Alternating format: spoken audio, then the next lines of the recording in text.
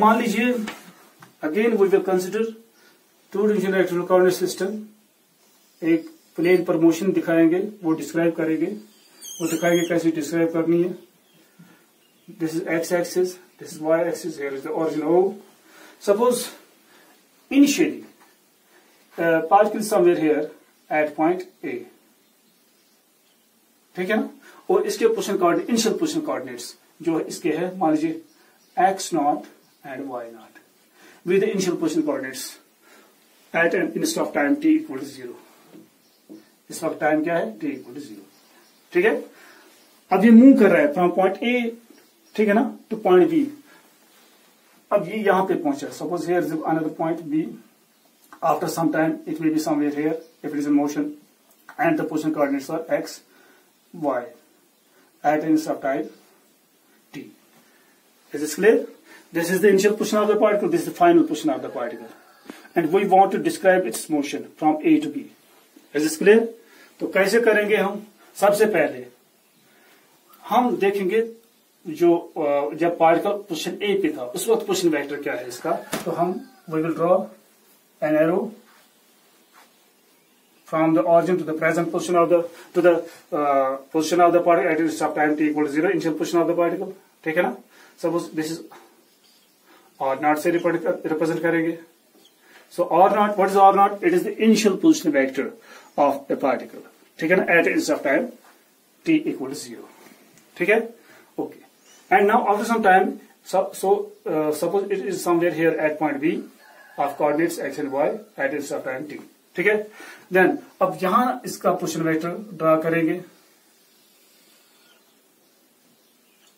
This is the position vector, इसको हम r से रिप्रेजेंट कर रहे हैं। सो r is the final position vector of the particle at its time t। r0 is the initial position vector of the particle at time t equals 0, and r is the final position vector of the particle at its time t. Is this clear? Okay. Then जो r0 है, ये r0 किसके बराबर होगा? It will be equal to, इसके अगर हम perpendicular draw करेंगे यहां से, ठीक है ना, इसके रिजॉल्व करेंगे तो जैसे कि अभी मैंने पोजीशन वेक्टर डिफाइन किया है, इसके टू रेक्टेंगुलर कंपोनेंट्स क्या होंगे, x0 i plus y0 j, जो अभी मैंने डिफाइन किया पोजीशन वेक्टर इसका, और उसके कंपोनेंट्स भी दिखा दिए। इस तरह से यहाँ पे अगर हम इसको रिजॉल्व करेंगे, इसके भी टू कंपोनेंट्स आएंगे, x and x0 and y0, तो वो मैंने लिख दिया। इस तरह से position vector, final position vector, this is position vector at time t equal to 0, यानी कि initial position vector, and this is the position vector, और इसके कंपोनेंट्स क्या होंगे, x i cap plus y j cap at time t, at time equal to t. Is this clear to you? This is the final time. Okay. ये इसके position vectors है। अब इसको keep it number 1, and now we will draw an arrow from initial position to the final position. ये जो particle है, it may have followed some curved path or a straight path, doesn't matter here. अब इसने कौन सी path follow की है, straight path follow किया है या कर्व्ड पाथ फॉलो किया है। This is the initial position, this is the final position, and now if we draw an arrow from initial position to the final position, ठीक है, this is initial position, this is the final position, initial position से final position तक हमने arrow draw किया, and this arrow is what we call displacement vector at displacement according to definition. So what is the definition of the displacement? So displacement, it is the distance of the shortest path from initial position to final position, and is represented by an arrow which is drawn from initial position to the final position. This arrow AB represents the displacement. AB क्या है? Is the displacement of the particle and given interval of time t. Is this clear to you? ये displacement इसने cover किया है, इसको कितना time लगा इस डिस्प्लेसमेंट को कवर करने में, from final position to initial final time minus initial time, final time is t minus initial time is 0, t minus 0 is t, so t is the time interval, ठीक है ना। इसको यहां से यहां तक जाने में टाइम टी लगा है, सो ये डिस्प्लेसमेंट इसने कवर की है इन टाइम टी, यही पे लिखा है, is the displacement of the particle in given interval of time T. As escalate you, this is what we call displacement. पहले पोजीशन वेक्टर मैंने बता दिया, अब मैंने बता दिया इस डिस्प्लेसमेंट वेक्टर, ठीक है। अब ये डिस्प्लेसमेंट वेक्टर, ये A B vector is a displacement vector, displacement covered by the particle in going from initial position to final position B in a given interval of time t. Is this clear? शाबाश। अब यहाँ पे ये जो triangle बन रहा है, इसके तीन साइड्स है, तीनों साइड 3 वेक्टर्स रिप्रेजेंट कर रहे हैं, therefore this is a vector triangle, ठीक है ना। And now according to triangle of vectors, again according to triangle law of vectors in triangle, कौन सा triangle, OAB, triangle OAB, triangle of vector addition हम use करेंगे। तो triangle of vector addition क्या रहा है, if 2 vectors be represent completely by 2 sides of a triangle taken same order, यहाँ पे कौन कौन सा सेम ऑर्डर में है, एक ये है OA and OB, this OA here and AB, these 2 vectors are in the same order. Is this clear? And their result is represented by the third vector drawn in the opposite order. जो opposite order में है उसके बराबर होगा, वही इन दोनों का result represent कर रहा है according to triangle of vector addition. तो यहाँ पे हम लिख सकते हैं according triangle of vector addition OA vector plus AB vector is equal to OB vector. So what is OA? O is the initial position vector or not, plus what is AB? AB is the displacement vector, ये इसी तरह से रखेंगे हम, AB vector displacement vector, and what is OB? OB is the final position vector, that is R, जो R से हम represent करते हैं, और we can write it as AB displacement vector is equal to R, ये shift करेंगे यहाँ पे, minus R naught. This is clear to you? So this is the expression for the displacement vector, ठीक है ना। So displacement of an object moving on a plane is defined as, कैसे define करेंगे, change in the position vectors, ठीक है ना। This is the final position vector minus initial position vector. Change in the position vector in a given interval of time gives the displacement of the object in that interval of time. So displacement of an object in a given interval of time is defined as the change in its position vectors in that interval of time, जो इनके दरमियान difference होगी, यानी कि R minus R naught, final position vector minus initial position vector. Is this clear to you?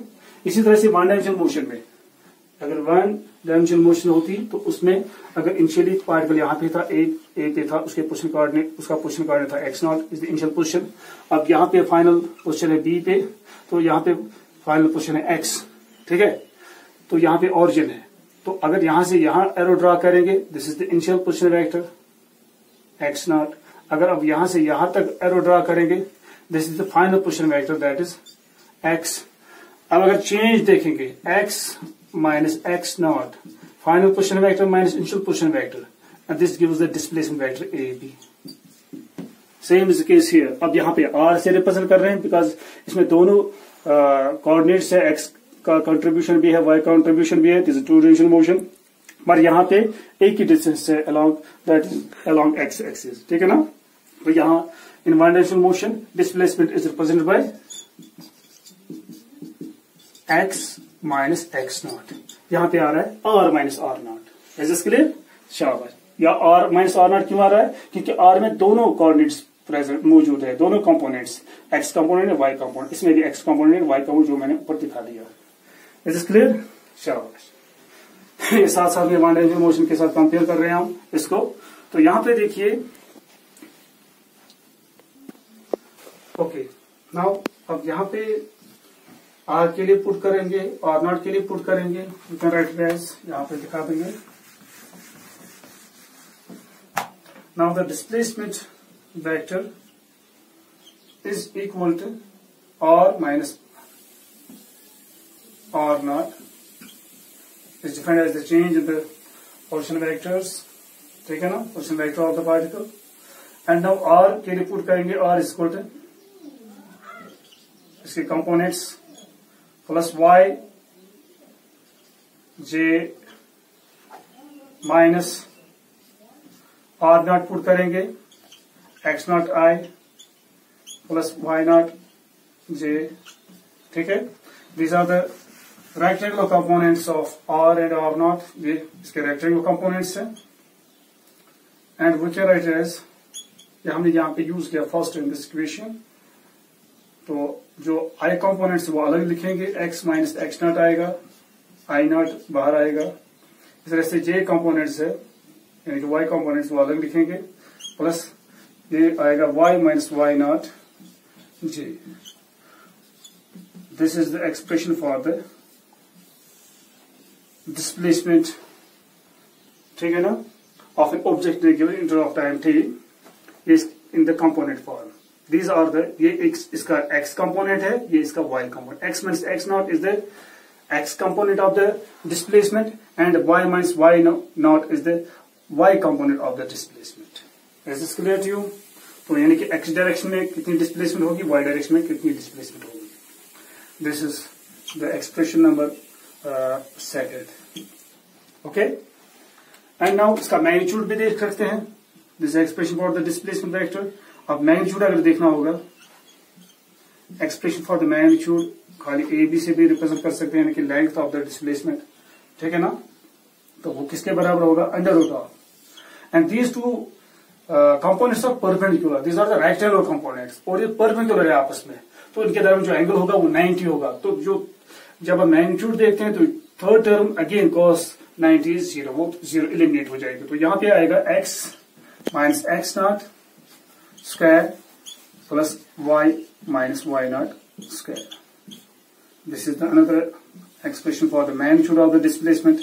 पहले हमने position vector define किया इन two dimensional motion, तो उसके कंपोनेंट्स भी दिखा दिए, जैसे कि उसका मैग्नीट्यूड भी हमने डिफाइन किया. इसी तरह से डिस्प्लेसमेंट जो है undergone by an object in given interval of time, वो भी डिफाइन किया, और उसके यानी कि कंपोनेंट रेक्टेंगुलर कंपोनेंट्स भी बता दिए इन एक्स डायरेक्शन वाई डायरेक्शन, उसका मैग्नीट्यूड किसके बराबर है वो भी दिखा दिया, ठीक है ना. अब आ रहे हैं हम, अब इसके बाद अब हमें पता है डिस्प्लेसमेंट क्या है.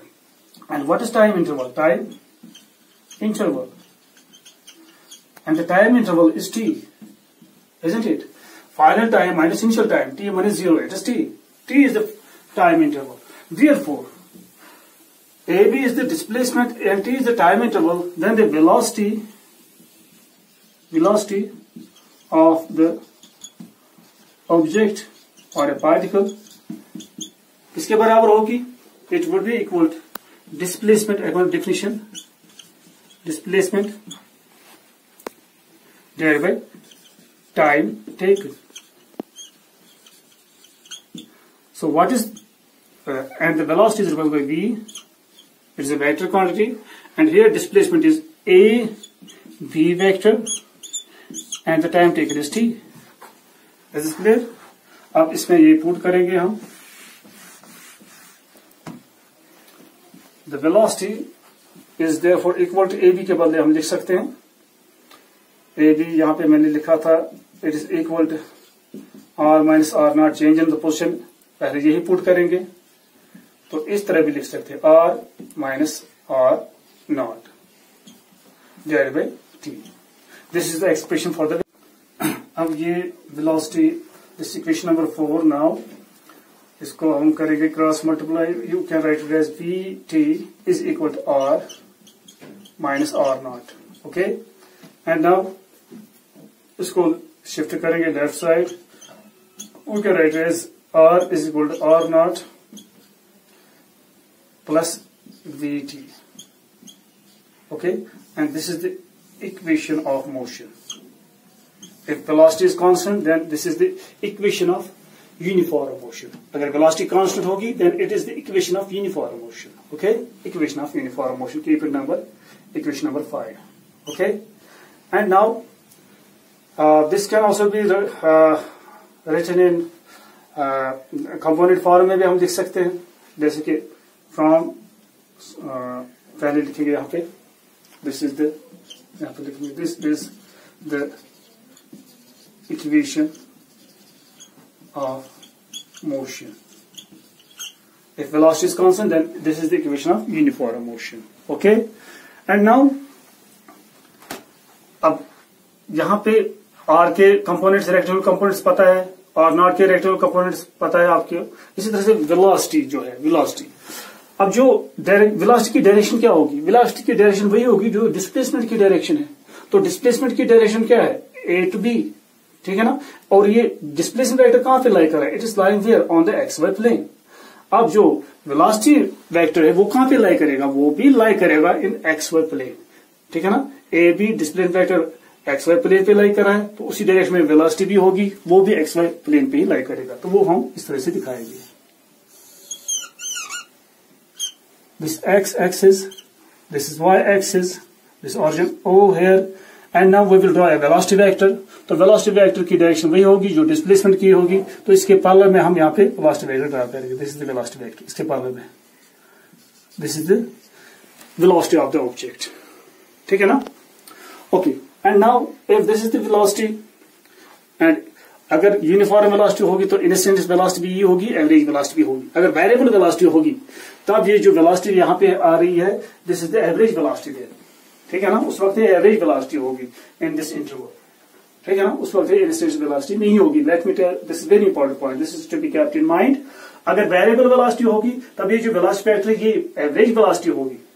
अब अगर ये कांस्टेंट वेलोसिटी मूव कर रहा है, ठीक है ना, तब एवरेज वेलोसिटी भी वही होगी, इंस्टेंटेनियस वेलोसिटी भी वही होगी. तो दिस इज वेलोसिटी वेक्टर. अब इसके कंपोनेंट्स देखेंगे. वेलोसिटी वेक्टर, तो कंपोनेंट्स कैसे देखेंगे? यहां से परपेंडिकुलर ड्रॉ करेंगे, दूसरा परपेंडिकुलर यहां से ड्रॉ करेंगे.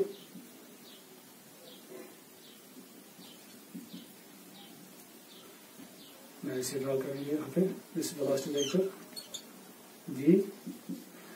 इसको रिजॉल्व करेंगे टू रेक्टेंगुलर कंपोनेंट्स. एक परपेंडिकुलर यहाँ ड्रॉ कर दिया, जो ये इंटरसेप्ट है दिस कॉल्ड VX कंपोनेंट. जो यहाँ से इंटरसेप्ट है इसको VY कंपोनेंट कहेंगे, vertical component. This base component, this angle here theta of the velocity vector with the x-axis. Okay, so then the rectangular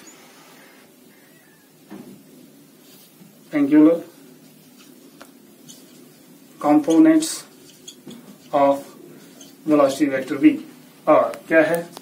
V is equal to, one is Vx, ठीक है ना, plus second is Vy.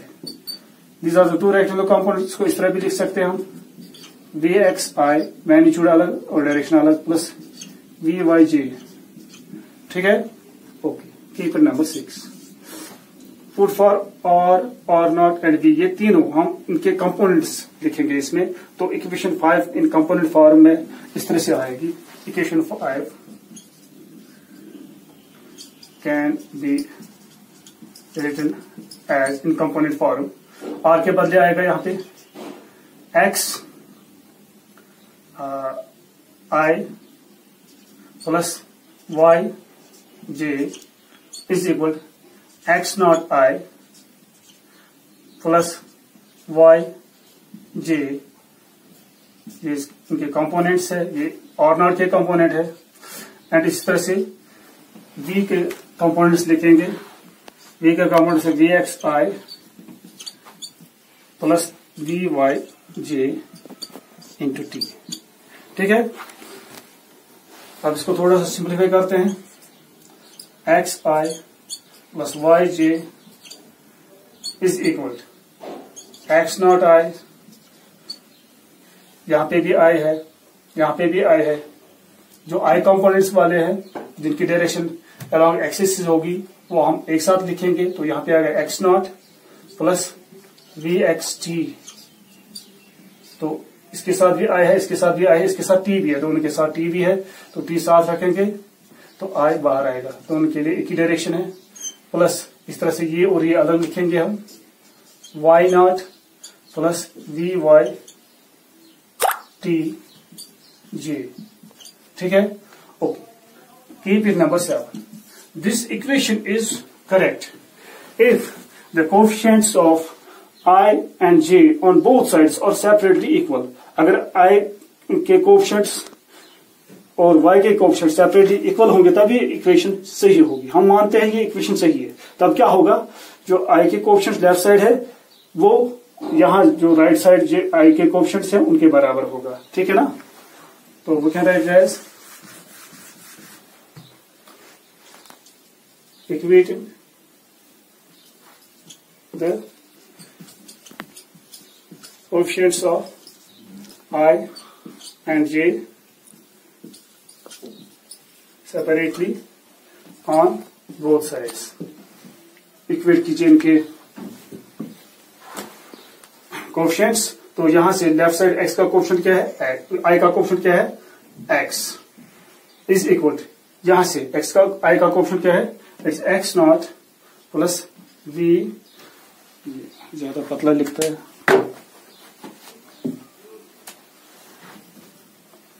x I का coefficient यहाँ पे equate करेंगे. It is x equal x not plus v x t. ठीक है ना. आप j का कोएफिशिएंट इक्वेट करेंगे, you will get v y equal y naught plus v y t. These are the equations of motion separately. This is in x direction and this is in y direction. Okay. ये x direction में है, this is the y direction. This is the equation of motion. अगर velocity constant है then this is the equation of uniform motion. Is this clear to you. तो ये भी linear motion represent कर रही है, ये भी linear. This represents motion in along x axis, this represent motion along y axis separately, अलग अलग. अगर दोनों को मिलाएंगे तो होगी two dimensional motion. This is one dimensional motion, this one dimensional motion. अगर दोनों को मिलाएंगे तो टू डिमेंशनल मोशन होगी. एंड जो वहां से एक्सप्रेशन निकलेगी उसको कहेंगे that will define the path of the motion. ठीक है ना. उसको हम कहते हैं इक्वेशन ऑफ पाथ. आप इक्वेशन ऑफ पाथ देखेंगे.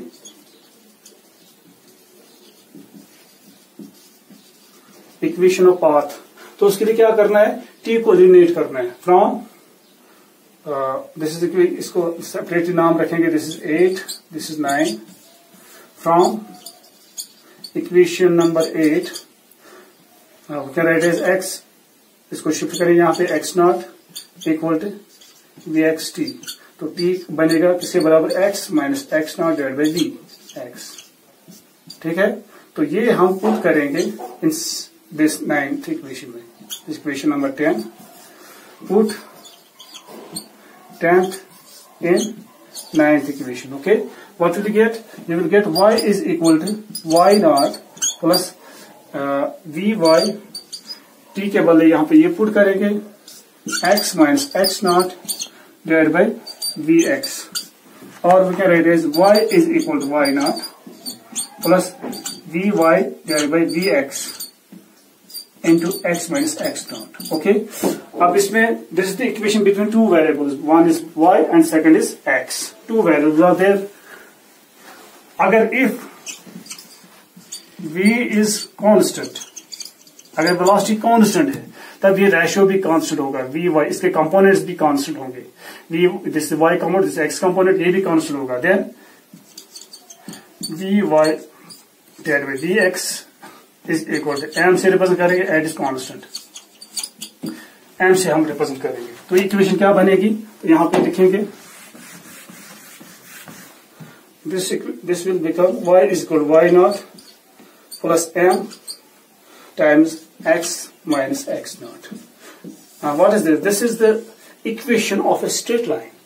अब देखिए, this is the equation of straight line. Y naught is constant, m is constant, x naught is constant. This is equation between y and x. If you put the value for x, you will get corresponding value of y. ठीक है ना. ये भी constant है, ये भी constant है, x naught भी constant. There is only one variable, that is x. ठीक है. If velocity is constant, this is very important point here. If velocity is constant, this ratio is constant, तब ये m constant आएगा. Then this is the equation of a straight line. अगर हम इसको plot करेंगे, you will get a straight line.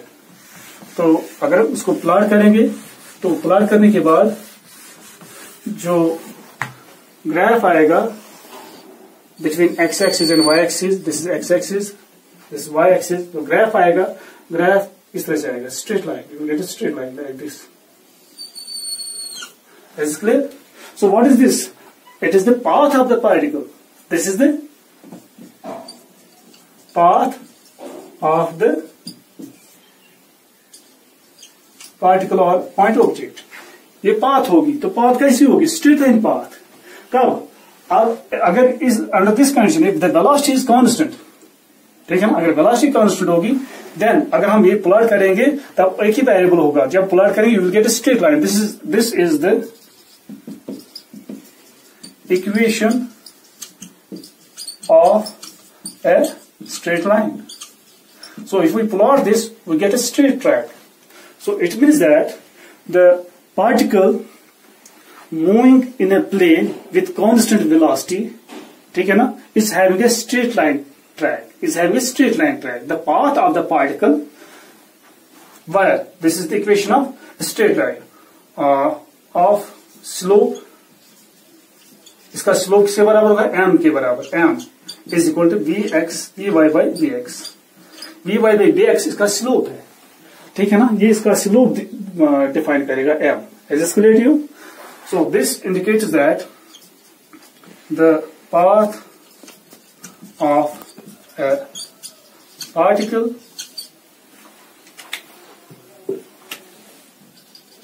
moving with constant velocity in a plane is a straight line, ठीक है ना, इसकी जो पाथ होगी वो स्ट्रेट लाइन होगी। This is the path. तो ये इक्वेशन ऑफ ट्रैक जो हमने डिफाइन कर दिया, ठीक है ना। अब इसके बाद एक्सेलरेटेड मोशन हम डिफाइन करेंगे वो इंशाल्लाह नेक्स्ट लेक्चर में। तब तक के लिए गुड बाय।